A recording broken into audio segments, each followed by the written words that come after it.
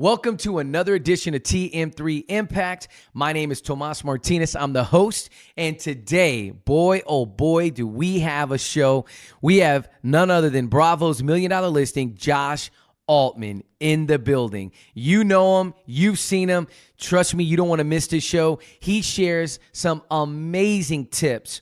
Whether you're in real estate, whether you're an entrepreneur, doesn't matter. But listen, this show wouldn't be possible without our sponsors. So I got to make sure to plug Luxury Home Magazine and Spanish Grove Academy, the #1 Spanish immersion pre-K in SA. So without further ado, let's get into the show. Trust me, share this, be ready, because somebody you know is going to love hearing this podcast. Let's begin.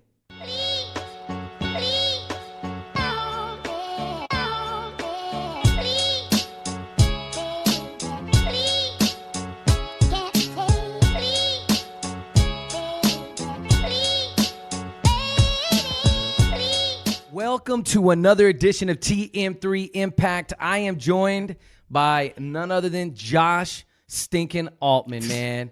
I'm so glad you're here, man. Wait. Is this your podcast or is this my podcast? Hey, man. Hey, what did you do, the Josh Altman takeover? I have a podcast. I didn't know that. Is it the All Dollars, No Cents? Is that the one? All Dollars, No Dude, Cents? that's a good one. I did listen to it. Yeah, when you come out to LA, we'll have to have you on. I'll be ready. All right. I'll be ready. Well, listen, I want to thank you. We've had a pretty interesting day.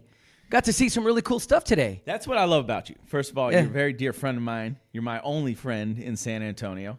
And, when I called you up and I said, listen, let's do some things. Yeah. Within 24 hours, we had the most jam-packed schedule.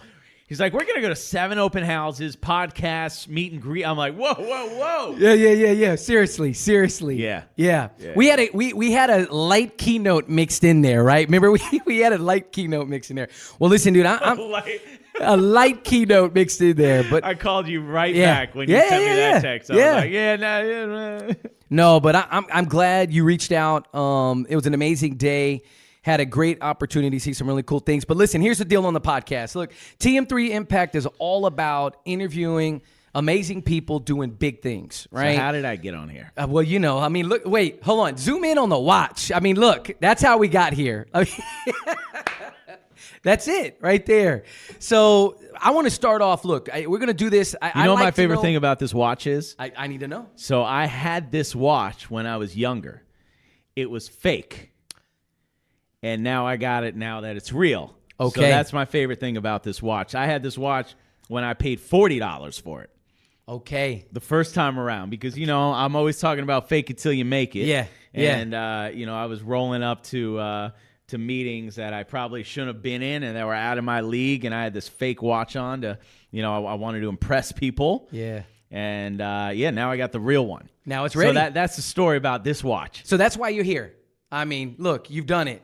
And so, but what I want to do is go back, because what I like to know is I want to go back to Josh Altman, middle school Josh Altman. I want to know that guy and how did that guy end up here? So tell me about middle school Josh Altman. Oh man, you got to read the book for that one. That goes way back. I can't remember the property I saw last week. You want to know about middle school Josh Altman? Yes. I'll just give you some cliff notes. Horrible student. Okay. Definitely learning disabilities. Was told by many guidance teachers that I probably should stay away from anything that career-wise had to do with any intelligence whatsoever. Took untimed tests because I couldn't handle the pressure and because my I forgot what it was, ADD or ADHD or whatever it was. I couldn't concentrate. So that was middle school Josh Altman. Yeah. So if I was a stock, I probably wouldn't have invested in me as a middle schooler. But isn't that amazing? Think about that, right? Like everybody has a beginning. Everybody's got to start. So you realize that, and then you found something. What was the thing that you found? Was it football? Is that what you found that really got you kind of motivated to strive for bigger things? Yeah, you know what? Football was an important part of it. I think just growing up through certain experiences and not so much in school, but out of school was part of it. I think my parents actually They said that I kind of quote unquote came out of my shell when I was in my senior show. Because I know, believe it or not, like I was a pretty shy person. And I don't know. Sometimes when I was on stage, I wasn't shy. Yeah. And the funny thing about that senior show was there are a couple celebrities in that senior show that went to my high school because we were all in the same class that ended up becoming very famous. Interesting. Two of the guys were on the show The Office. Yeah, you ever seen The Office? My favorite show. Okay, so John Krasinski, a good friend of mine in high school, we were, no one knew of anything. He was actually a really good student. And so I had one of the lead roles. He had the other lead role. And then it was written by a guy who was on The Office, a guy named Ben Novak. Yep. Who wrote The Office. Was that the temp? Yeah. Yeah, exactly. Of course. Yeah, so now every once in a while I'll be rolling around in LA and I'll run into these guys. And it's just so funny because we go way back. Yeah. And, small world. That's nuts. Okay, so senior show, you come out of your shell. But I remember, I started reading your book. And listen, if you don't have the book, The Altman Close, you need to go get it. If you're in real estate, if you're in any kind of negotiation, go get the stinking book. Yeah, anything. Okay? Sales, whatever. Right? Yeah. Entrepreneur. If you're an entrepreneur, go get the book. 100%. Now, you tell a story, and this was a story, we kind of mentioned it earlier when we were walking around the Pearl. You tell a story about your first negotiation, and that was where you talk your parents into letting you stay home with your brother so that you could go to football camp. That's right. Yeah, do you remember the story? Yeah, I remember it. I was telling you earlier, I had to call my mom for some of those stories, but it was I was trying to talk myself out of a family vacation, basically, and ended up staying home and went to football camp, and then ended up becoming a better kicker. Yep, adding a few, I think it was 5 or 8 yards to my kick. Yes, and then of course that led to college and college football, etc. And I don't even remember what it was in the book. Yeah. That's wild. So my question was, when I was thinking about this, I said, okay, I need to know, and I don't think anybody's ever asked you in all your podcasts, how long was your longest field goal that you kicked in a game? It was 63 in practice, 45 in a game. In a game. And then, years later, which was a few years ago, many decades later. Okay. I was on, what's his name show? Dan Patrick. Okay. And Dan and I like to mess with each other. Yeah. He's a big $1 Million Listing fan, and I'm a big fan of his. Yeah. And he always likes to make fun of me and bet that I couldn't kick a 45-yard field goal now that I'm, I think I was 38 at the time. I'm 40 now. Okay. And he said, I'll tell you what, Josh, because he said, how much would you pay to get one kick in a game? Because, I was a backup kicker. Yeah. And I said, I pay $100,000, Dan. $100,000 if Syracuse lets me go and kick in an actual game. Yeah, yeah. And he said, well, Josh, we're going to give you that moment. He said, I'll tell you what we'll do. We're not going to get you on the field of Syracuse, but we're going to get you at Beverly Hills High School, which was around the corner. We're going to get you kicking a 45-yard field goal, and I'm going to air it. And he said, if you make it, I'm going to air it, and if you miss it, I'm going to air it. But I'm going to give you that moment that you've waited so long for. Okay. And so the next day we showed up at Beverly Hills High School, him and his camera crew. Actually, it wasn't him, just his camera crew. Yeah. And so I was nervous that I was going to miss the kick. And so I wore a suit. So I'm wearing a suit, getting ready to kick a 45-yard field goal because I wanted to have an excuse just in case I missed the field goal. Hey, that's just playing in the head. And I went, but it was a very loose suit, and I put on my kicking shoes. My kicking shoes. And I went with a out suit. there with a suit. That's I went out there. hilarious. My brother was my holder because he was a kicker. And I nailed a 45-yard field goal at the age of 38, not having kicked in well over a decade. And I nailed it through the uprights in front of the cameras. And you guys can go check that out. Just Google Josh Altman, Dan Patrick, kicks 45-yard field goal. So there you go. I still got it. That's pretty amazing. Yeah, I still got it. Like I hit the gym hard. I hit cardio hard. You were talking about boxing earlier. Yes. Maybe we'll hit the ring in the morning. Boy, Tony is ready. Let me tell you, fine. Tony is All ready. right, before my speech, we're going to go box. All right, I love it. I love it. So, okay, dude, a 45-yarder literally 2 years ago. Yeah, that's it. I think my hamstring would have literally imploded on impact. I think not only did I pull muscles, but my brother pulled a muscle celebrating after he held the ball. Okay, that's after the fact. Nobody remembers that. They just remember the kick. The kick went in. The kick went in. That's killer. So again, most people know your story, right? So you go from, you're like, okay, from Syracuse, play D1 football. A lot of people know that about you. You go from that and you decide, I'm going to follow my brother. Your brother was an agent, right? And you decide, I'm going to go to LA. Now, in your mind, were you thinking, I'm going to go out there to be an agent? Or you're just like, let's just see what happens? Not a real estate agent. He was a talent agent. Yeah, so I started in the mailroom out in LA.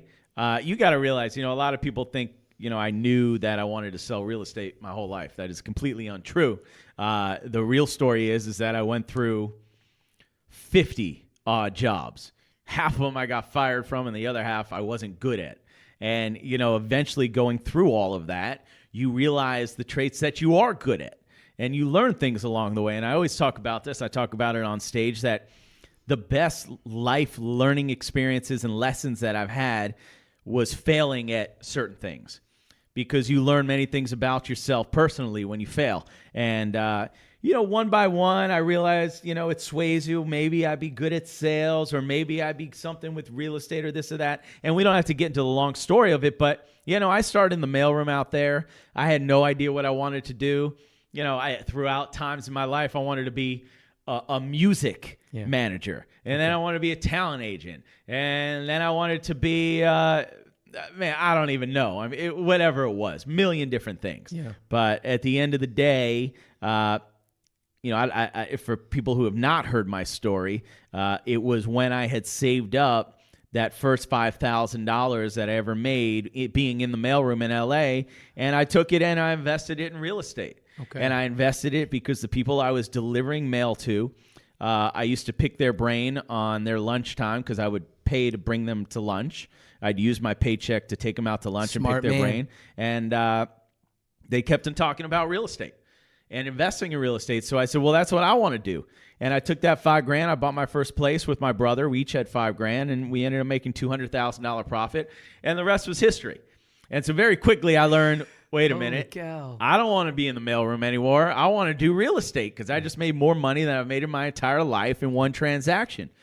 Rest is history, and of course you can read about that in the first or second book. And that's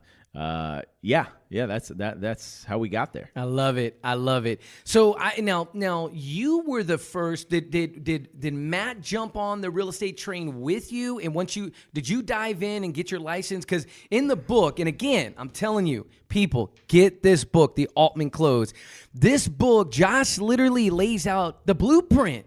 I mean, you tell people what questions to ask in the listing appointment. Well, not only that, look, think about how many times you negotiate in a day. True.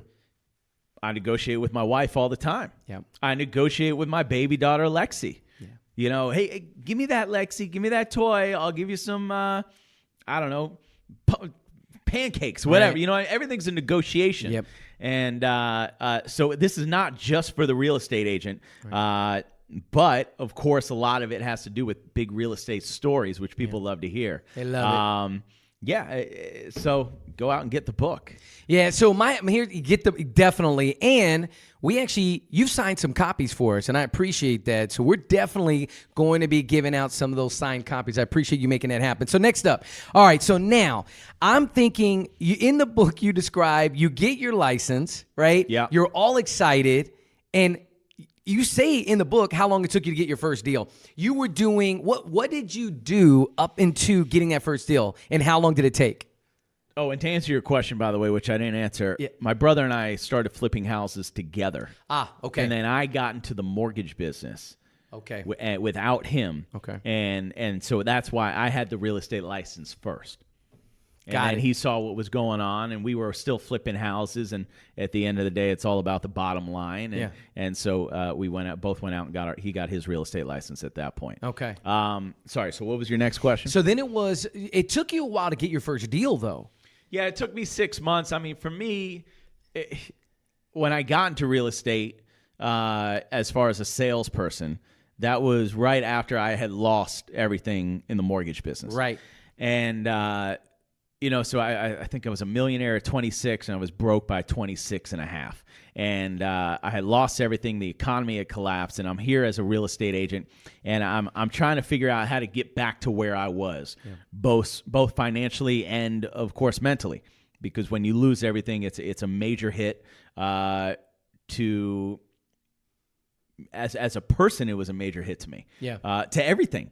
Not only to my ego, but to my self-esteem, to everything. So I'm trying to figure out how to get back to where I was. And, the hunger inside me was still there, but I was a little lost. But when we first joined that first real estate company, we did what we knew best, which was cold calling and also door knocking. Okay. And it was just the very simple, first thing you typically learn when you're in real estate, those two things, door knocking and cold calling. And I learned in the mortgage business how to cold call, so I used to just call all day long. And, I was very good at it at that point. So I would do that, and, I'd work my sphere of influence and everything. And, man, I remember Matt and I used to door knock in the Hollywood Hills. We would pick out a couple days a week, and then the other days a week we would cold call. And I remember walking up and down the Hollywood Hills. I think on an average day, we probably door knocked a few hundred houses. Wow. I mean, we would literally just start at one side of the Hollywood Hills and walk to the other side of the Hollywood Hills. And, by the end of the day, our feet would be killing. I mean, we had shoes that had no soles on the bottom of them by the time we were, like, in the thick of it. Yeah. And, we talk about, I joke about it, but we really did ice our knuckles sometimes at the end of the day because we were just like, they hurt. Yeah. We door knocked so many houses that it hurt. Yeah. But, once you get that first deal, and we needed that first deal, that commission, like we needed air, let me tell you. And eventually, it's what I like about real estate is you can become an expert at it. And once you close one deal, you become better and better and better. And then the snowball kind of gets bigger and bigger. And, eventually you're going to have some pretty serious success, which, unlike other businesses, you could be working hard your whole life and not have that success. I feel like there's a better chance of having success as a real estate agent the longer and more seasons you are at it, and it's gonna happen. But it takes time. It definitely takes time. I think the one thing for if you are a realtor listening to this, and we have a lot of realtors that do listen, if they're listening right now, hear what he just said. There's action. Like, deals didn't just fall in your lap. Definitely not. Right? Definitely not. No, I'm the guy on the show where no deals were given to me or falling on my lap. That's right. For sure. And but now I want to ask you this. So let's flip it. Let's go now. You've been in the business how long? How long have you been an agent? I mean, I've had my license since about 2003. Okay, so now think about this. Since 2003, how many deals have just showed themselves to you that just, hey, can you just write this up for me? Well, I mean, now this day. Yeah, now a lot. Right, but why? Right? Like, how did that happen? Well, I think, look, I'm known around town for a couple things. So one thing that I'm definitely known for is being an expert at what I do and being the best at what I do, being confident at what I do, and really being the go-to person when it comes to negotiating the best deals for my clients. And everybody knows I treat my clients' money like I treat my own. And, when you have that reputation, people tend to talk, right? So all around town, I start to get that reputation. Friends that I do deals with and did well for, they tell their friends. Yep. And next thing you know, my business turned completely to an incoming call center. And I don't even remember the last time I dialed out. See, that's huge. What you just said right there is so big because you put all that work on the front end. And then now you're starting to reap the rewards of all that hard work. Oh, yeah. And it didn't happen overnight. No. So I didn't close my first deal in 6 months. my second year in the business, I sold $12 million of real estate, which, by the way, in LA is not a lot. You know, we're talking about 3 houses, right? Right. And then, the next year is something around like 38 million, and now we're rocking and rolling, and we're 24/7. I mean, this isn't like casually being a real estate agent. Right. This is first person in the office, last one to leave, up all night trying to figure out how we're going to be the best of the best, studying areas, studying inventory, talking to our mentors, being everywhere in LA, telling everyone what we do. And, then the next year we kind of hit it out of the park and we hit 80-something million. And then the next year was 150. And then we sold 500 million in a 24-month period. And then next year we sold 500 million in a 12-month period. And so, look, it seems fast, but it actually was not fast at all. Right. It's really the compounding effect, right? You started compounding a lot of these relationships, a lot of these people, and it just started to flow. And so I go back because it was interesting to me. You talk about a lot of deals in here. There's a lot of deal stories, right? Yeah. And I remember in the last book, and you shared this at, are you ready for this? I saved this for you. Check this out. Now, people on the podcast, you're going to have to watch the video, but check out this bad boy. Oh, my God. Josh, you remember that? To the best magazine in the business, Sell the Dream. Look at that cocky guy sitting in front of his 427. That was the Cobra, right? The Cobra. Yeah. And I'm pretty sure I sold that car to buy my wife our wedding ring. There you go. Smart man. Smart man. That's Listen, that's so funny. I wanted to show that because you shared a story, and I really want you to share it again. You shared the story of Tyler Perry. The Tyler Perry, I'm at the gym, and Tyler Perry's next to me on the treadmill. Oh, yeah. Do you remember this one? Man, you're going to make me tell this story again? That's like a hit song that I've traveled the world. You've done it a lot, right? But here's the thing. That's a great story, but this is what I want to ask you. Yeah. I want one better. So we know that story, and if you don't know that story, please look it up. Josh has shared it. Read it. It's but everywhere. It's out there. It's actually in your last book. Yeah, in the last book. And what's cool about this book is what I did was I actually, the Altman Close, it wasn't really supposed to happen. It was actually just a training manual that I was making for all the agents that work for me. Okay. And so I went through all the deals that I did last year, and I picked out the best deals and the best learning experiences from the deals. And I started writing down notes so I could give it to my agents. And next thing you know, because we had done almost 180 deals last year, next thing you know, I had a manual that was like this thick of wrinkled white paper, notebook paper. And I started giving it to a couple people to try to teach them, and they were like, that's an unbelievable book. Yeah. And that's when I said, let's make this into a book, and obviously make it not just for real estate agents, but that's how the book happened. Yeah, I love it. Now, as far as stories, I got to tell you, every deal's a story. Yep. Every deal's a story. I guess out of any of them, I would speak to the one that happened this morning because I thought that was a funny deal. That's a good one. So I am in a very difficult negotiation with very difficult seller, and I represent the buyer. And the house is on the market for $11 million. It was just lowered from 11.5. And I remember that they had just lowered the house. My client offered $10 million. $10 million all cash. That's what it was. Sorry, this just happened this morning. Yeah. And I found out they had 4 showings the next day, which is today, at the house that we just offered on. Now I'm thinking as a rep of a buyer, man, we just put an offer in on this property, and they're showing it 4 times tomorrow. There's a very good chance that one of those 4 potential buyers, writes an offer and then screws up my offer. Yeah. So I did what I like to call one of my ninja tricks, and I countered them on purpose very late last night, sometime around 10:30. And I sent it through the agent, and I said, listen, you have an 11 a.m. expiration on this counteroffer. And I went back at $10.5 million. And I said, after 11 a.m., that $10.5 million goes down to 10.3 if you don't accept our offer by then. And the reason I did that was because I wanted to block the 4 showings, which I figured were probably going to be in the afternoon. Mm-hmm. So I wanted to make sure we had a deal before those happen. And so, because I was thinking, and the key to any negotiation is the upper hand, of course. And I was thinking, how am I going to take back the power on this and really put the heat to them accepting this deal? Yeah. And so I put that shot clock on with a negative effect afterwards. Yeah.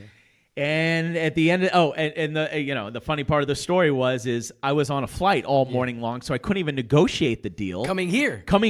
Yeah. And I land with like 20 minutes left to finish the deal off, like 10:40 in the morning, and the deal expires at 11. Long story short, we get the deal done. And crazy. And so I'm in a good mood today. I love it. You caught me in a good mood because we just put a $10.5 million house in escrow. I love it. And typically, you could have anywhere for up to $100 million in escrow. Yeah, we typically have $100 million plus in escrow at any given time. We probably have about really like 50 sellable properties on the market at all times. Yeah. Office consists of our solid team, which is at this point 5 employees and about 12 agents. Mm-hmm. we have searched through thick and thin to try to find these agents that can represent the Altman brothers, just like we represent our own name, and which is not very easy, believe it or not. You get a lot of people who want to get rich quick, who want to, kind of just figure out a way to make money quick, and that's not the type of person we look for. We look for people that, want to be the best in the world at what they do and understand that it's a process. Yeah. And that, that's the thing about real estate and being a real estate agent. It's if you watch our show $1 Million Listing and you think you're going to get rich quick, I probably wouldn't waste the money taking the exam because it's far from the truth. You got to realize, I've been in this business for almost 2 decades. Yeah. And it's not something that just happens overnight. But you got to make sure you love what you do. And if you do and you're in it for the long run, you will be successful. Right. And, I talk a lot about the process. I've got clients and coaching clients that I work with, and the process is critical. And you go over and over in this book, you talk about, you have the 3 things. It's the open, work, close. Yeah. Right? Yeah. Like the open, work, close. And you repeat it over and over in the book. And I think that concept, like I said, it goes with any negotiating, with any business. If you don't have opportunities, if you don't open any business, you can't do the work. Correct. And you won't ever close. Speak to that, man, because I think that's so good. Well, look, I think what I talk about on stage is making sure that you let everybody in the world know what you do for a living. And what I always, one of my famous stories is, I walk into the first day in our mortgage business, in the mortgage company that I worked for, and my boss gives me a phone book.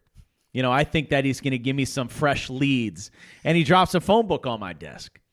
And I go, what is this? I thought you were going to give me the good leads. And he goes, Josh, everyone is a lead. And I never forgot that. And so what, telling everybody what you do for a living is the open, and getting the opportunities, recognizing the opportunities when they're in front of you and taking advantage of them. The work, for me in real estate, a deal's never over till it's done. The work throughout the beginning of the deal to the end is constant. Yeah. And you got to be on your A game, and you got to understand, and I said this to you earlier, it's the real estate market and just real estate in general it's like a giant game of chess. So you constantly have to be thinking. And of course the close is, you got to set up the close, and everything you do, all that work that you do is setting you up to win the close and win the negotiation. And a lot of people miss that step. Yeah. And they don't realize how early you have to prepare for the close. It may not get there, by the way, but you always have to be prepared for it. So every step that I do in a deal is setting me up for that close. And I think it's a very important way of thinking, and people don't do that. Yeah. When I walk through a showing, for instance, it's just simple as this. I like to do something, I talk about this in the book. something I call Josh's 21 questions. Yep. And when I'm walking through a showing, most agents, they'll open up a door and they'll let you and your clients walk around. That does nothing. You've literally accomplished nothing in that. So, for me, I like to hammer the agent. And I like to ask them as many questions as possible, no matter what side I'm on. Yeah. I want to know who exactly the buyers are, why they're buying, why they moved here, where they're coming from, how many kids they have, how motivated they are, how long they've been looking to buy. Or on the other side, I want to look at, I want to know why the sellers are selling. Yeah. Same questions. Why are they selling? I want to find out the motivation level. So you can only get that by asking the right questions. And I'm telling you, information and negotiations are they're golden. They're key. Yeah. And what I like to call in the book the golden hammers. There's some questions that I'll ask that when I get the answer that I'm looking for, I got you. I got you, and that's my golden hammer. That's right. I love that. Are you? And that's part of what you teach your team, the golden hammer. Like once you know something, this is it. We got them. That's it. And on the other end of the spectrum, when you're negotiating, silence and listening is so important. So sometimes I'm going to teach my agents to speak as much as possible to get information, and other times I'm going to tell them just sit, zip it, and listen. Yeah. And obviously it depends on the certain situation, but yeah, that's what I talk about. That's awesome, man. Well, listen, Josh, you've been on TM3 Impact, my man. And I just want to thank you for your time. I really, really appreciate you. And, this is very, very special. Now, this is my book, and I'd love to get you to sign this bad boy right here. Let me get you to sign this one. All right, here we go. Bam. This is a book. This is my personal book that I've been taking all my notes. T.O. or T.H.? T.O. Yep. Tomas Martinez. No, I know that. And yes, I definitely want to make sure that there's some really cool stuff in here that I want to share with my son. And I know you got a little one as well. I got a little one and a son on the way. And a son on the way. Oh my gosh, dude, it's the best thing in the world. Let me tell you one thing. My son Enzo, he always listens to my podcast. He always listens. What's up, Enzo? Yeah. And Enzo and I do something, and you can steal this. This is fully, you can take it. Okay. You ready? We do reso beso. Okay. So it's reso beso. Beso means kiss. And so we go on the bed and we just wrestle, and I have to throw him in the crocodiles. So I have to get him off the bed. And if I can do that in a certain amount of time, I win. If I can't, he wins. Okay. And literally every night we have to do this. Reso beso. Right, it's so stinking awesome. You heard it here first. And I think we need to write a book about that. Lastly, while you're putting that on, you're putting your signature on there. I think the one thing that I thought was really interesting, I was listening to a podcast, and there was on All Dollars, No Cents. I was literally listening to the very last one, and you said a quote that I literally wrote down, I highlighted, and I said to myself, I need to have Josh put this into context, because you've put a lot of this out there, but I really want you to put this into context. You said, put yourself in a position where success can happen. And I was like, whoa. I was like, listen, let's finish on that note, just telling people how they can put themselves in a position where success can happen. Well, I think the most important thing is the mentality that my brother and I, my business partner Matt, what we live by, which is ready, fire, aim mentality. And not ready, aim, fire, but ready, fire, aim. And that's recognizing an opportunity when it's in front of you, taking a shot, and trying to capitalize on that opportunity and figure out how to capitalize. And if you mess up, it's not about messing up. It's more about how you're going to bounce back. So it's ready, fire, take the shot, and then you can always re-aim afterwards. But if you don't take the shot, you can't even miss. You can't make it. You can't do anything. So make sure to put yourself in situations where you can recognize that and go out there. And as I say in my first book, choose to be lucky. And in my second book, go sell the dream. Sell the dream. Josh, my man, I really appreciate you being on TM3 Impact. It's time to go get a steak. You ready? Yeah, let's stake it up. Let's go steak it up. Take care, everybody.